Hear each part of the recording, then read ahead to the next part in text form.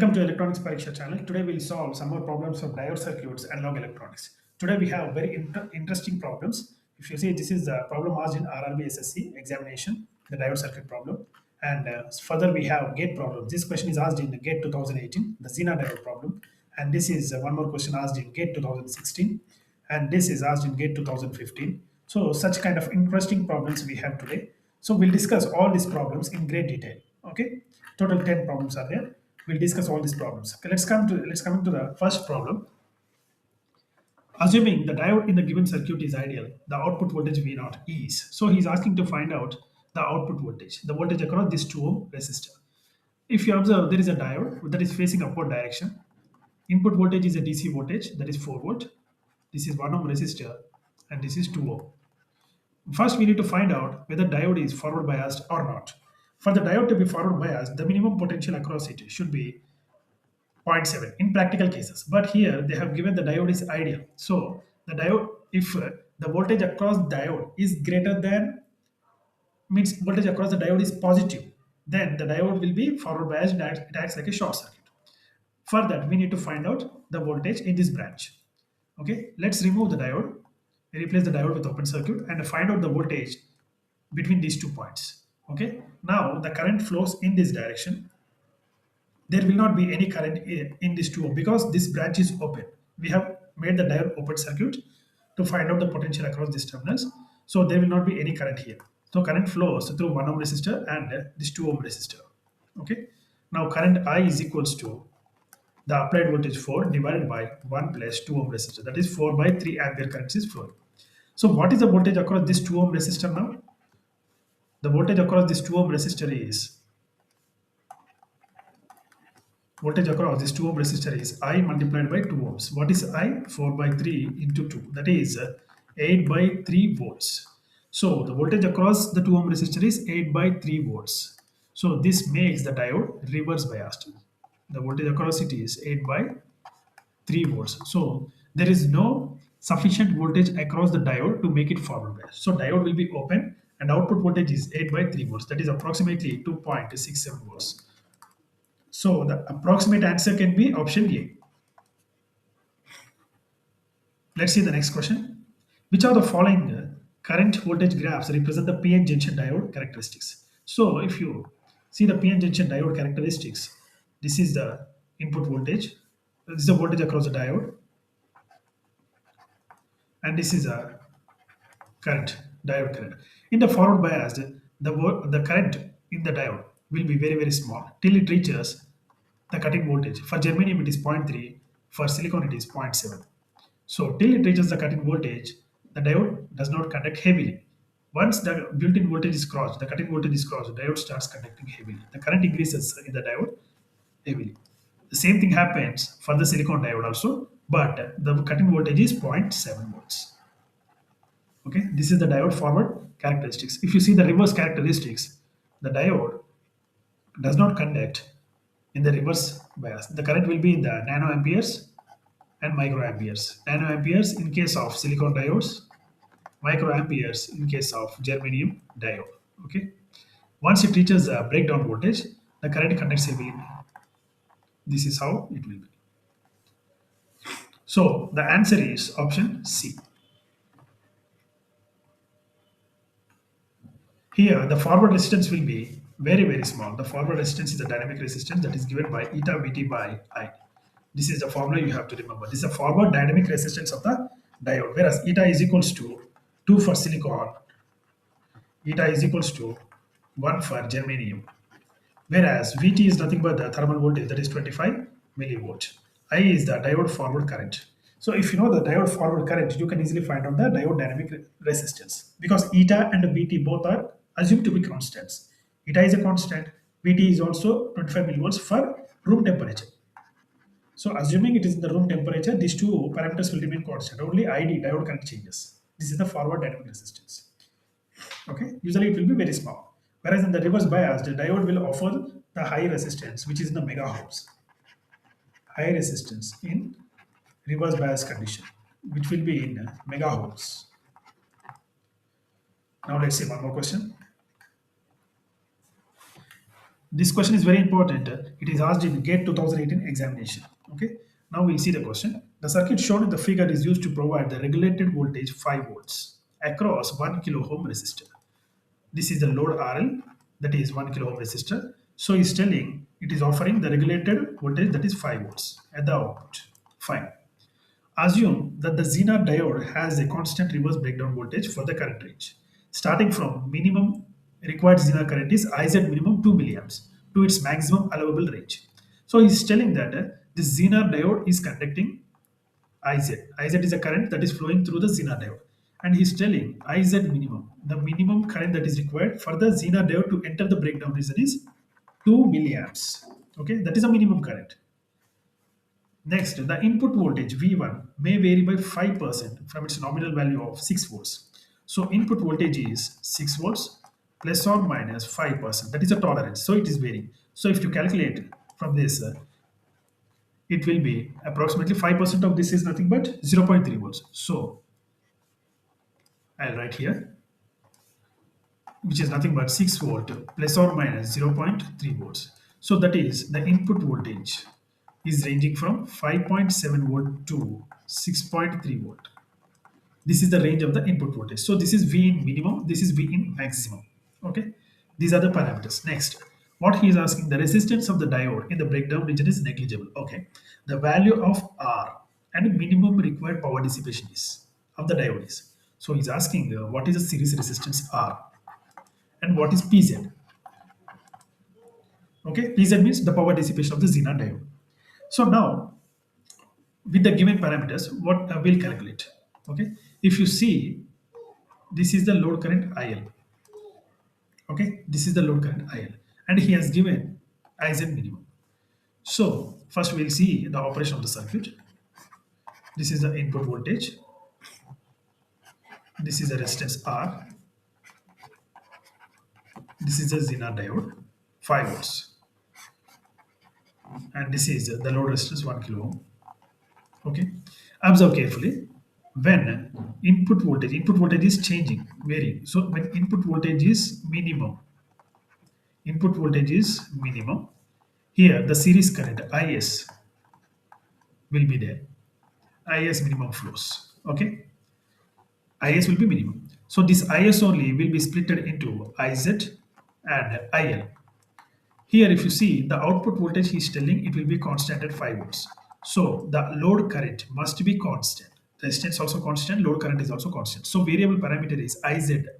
So when input voltage is minimum, IS is minimum, IZ is also minimum. Minimum current flows. When input voltage is at maximum, that is 6.3 volts, what happens? IS also increases to IS maximum. IZ also increases to IZ maximum. But IL will remain constant. It will remain same. Okay, this is the concept you have to understand. So now, what is IL here?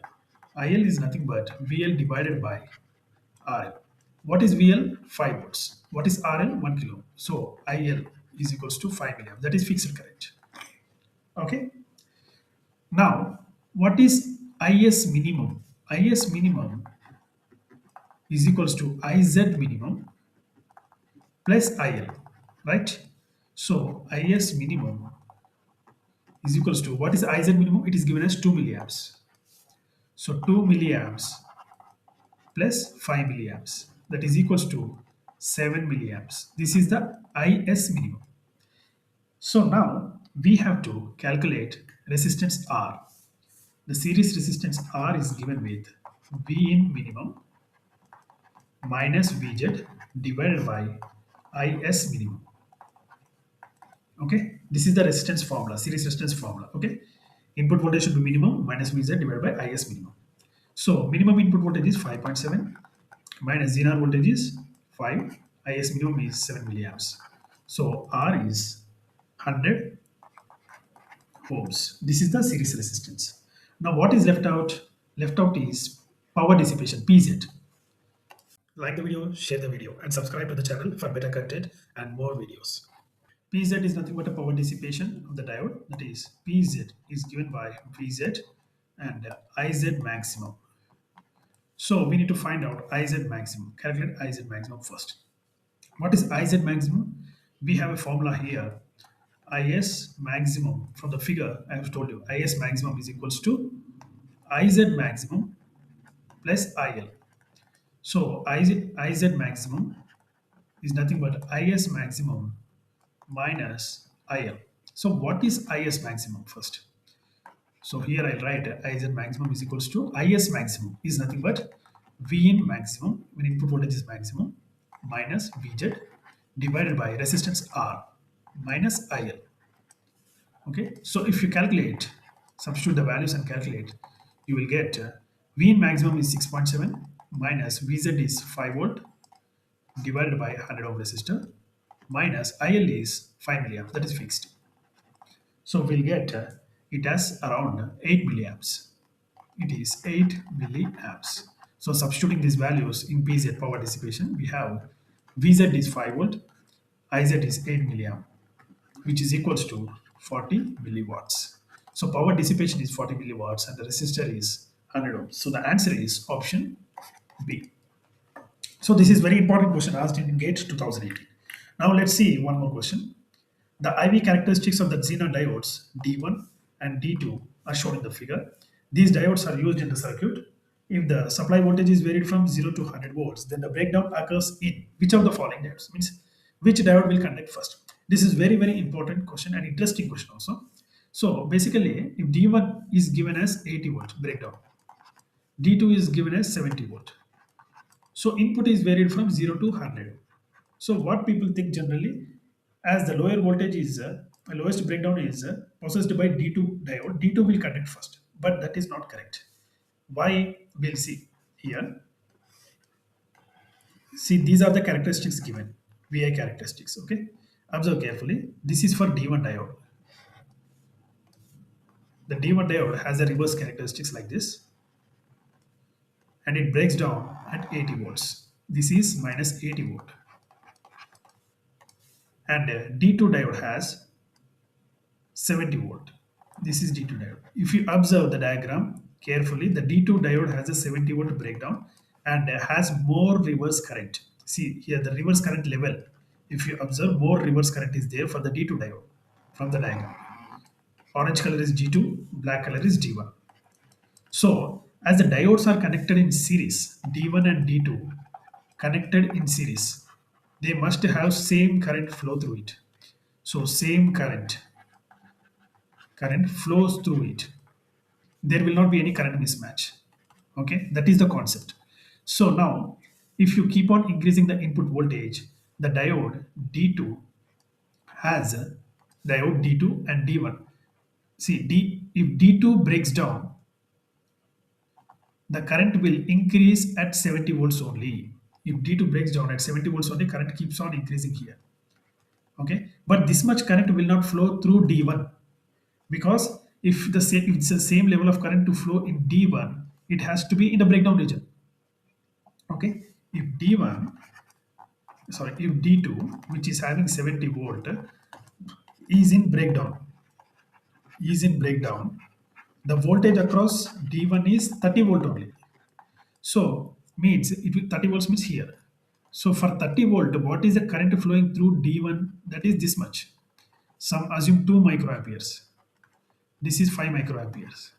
Only 2 microamperes is flowing through D1. But D2 will be conducting very heavily, like 10, 15, 20 microamperes like that. That is not possible because same current should flow through both diodes. Both diodes should have the same current. So that is not possible. So what is the next option? Next option available is if D1 80 volt, which is having 80 volt breakdown, enters into breakdown region.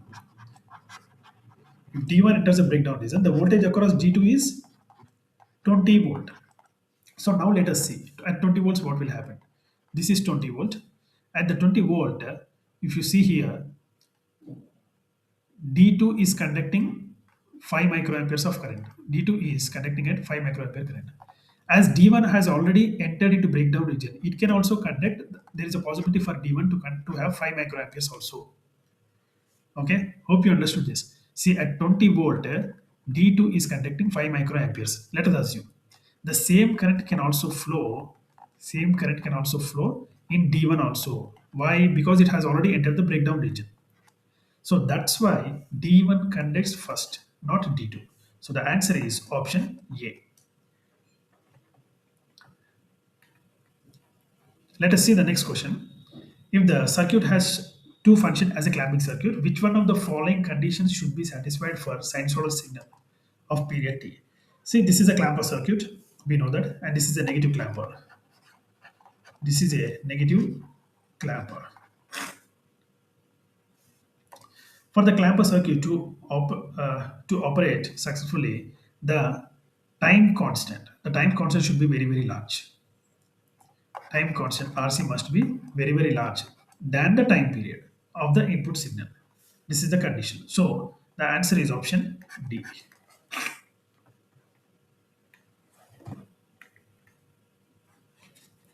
We'll see the next question. As with other two terminals, as with two other two terminal devices, diode can are placed in the series. Determine which one of the following configurations can conduct current from A to C.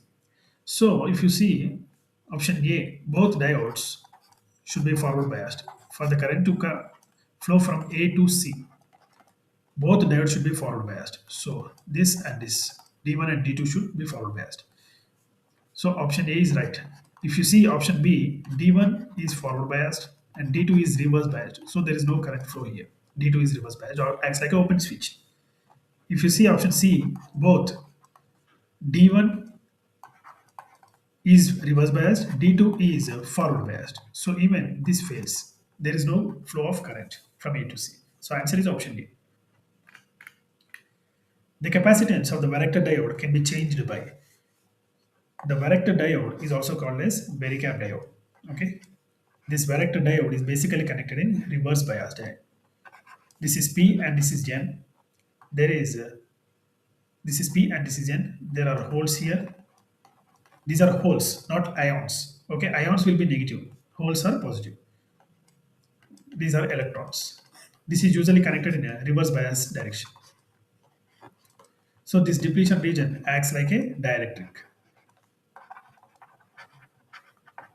This depletion region acts like a dielectric, and the P and N plates, P and N regions acts like a two plates. This is the P region, which is acting like one plate, and N region acting like another plate. The depletion region is acting like a dielectric. This is nothing but a capacitor. As the diode is connected in reverse bias, the capacitance is available is transition capacitance. The capacitance will be transition capacitance. It is CT, which is usually referred as epsilon A divided by W, which can also be equated to K divided by Vt plus Vr. Vt is nothing but the built-in voltage. Vr is the reverse voltage, whole to the power of n. This is the general formula for the reverse biased varactor diode. Okay. Now, if you see here, Vt is the reverse bias voltage. Vr is the reverse bias voltage. Vt is the thermal voltage, that is built-in voltage. Whereas N is a gradient that will change. N is equals to 1 by 2 for alloyed junction. Alloyed junction. And 1 by 3 for abrupt junction. For diffused junction. It is also called as diffused. Diffused junction. Okay. So now CT is inversely proportional to VR. So if reverse voltage increases, reverse bias voltage increases, the capacitance will decrease. So the capacitance of the varactor diode can be changed by increasing doping level? No. Changing its forward bias? No. Changing its barrier potential? No. Barrier potential will remain constant most of the time. So changing the reverse voltage, that is correct. The capacitance can be varied by changing the reverse voltage. If reverse voltage is reduced, capacitance will increase. If reverse voltage is increased, capacitance will reduce. How this logically happens? If you increase the reverse voltage, if VR increases, what happens? Depletion width increases. Depletion width increases, which is nothing but the dielectric width. If depletion width increases, this is the W. W is nothing but width.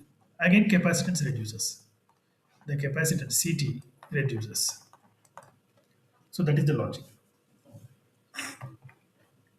So the answer is option D. The tunneling process in a tunnel diode is due to the quantum mechanical behavior? Answer is option B.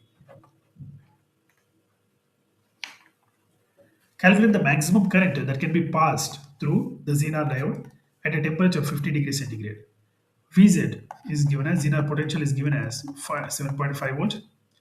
Power dissipation is given by 400 milliwatt.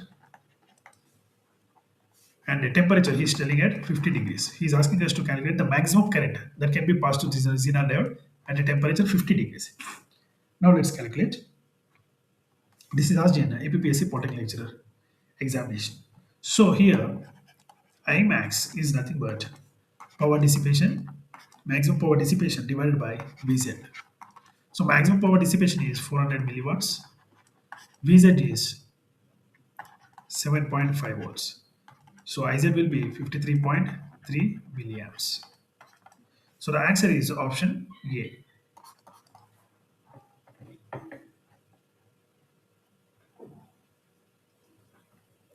When a capacitor is connected across the output terminals of the full wave rectifier, the output voltage nearly becomes a DC voltage, becomes a sinusoidal. No, it will not be sinusoidal. Exhibits sharp spikes. No. Shifted up and down. See, actually what happens, the full wave rectifier output voltage will be like this. It is a pulsating DC. When you connect this voltage, when you connect this input voltage to a capacitor, when you give this to a capacitor, the capacitor will be charged to maximum level. This is Vm. The current flows like this and capacitor will be charged to maximum level, that is Vm.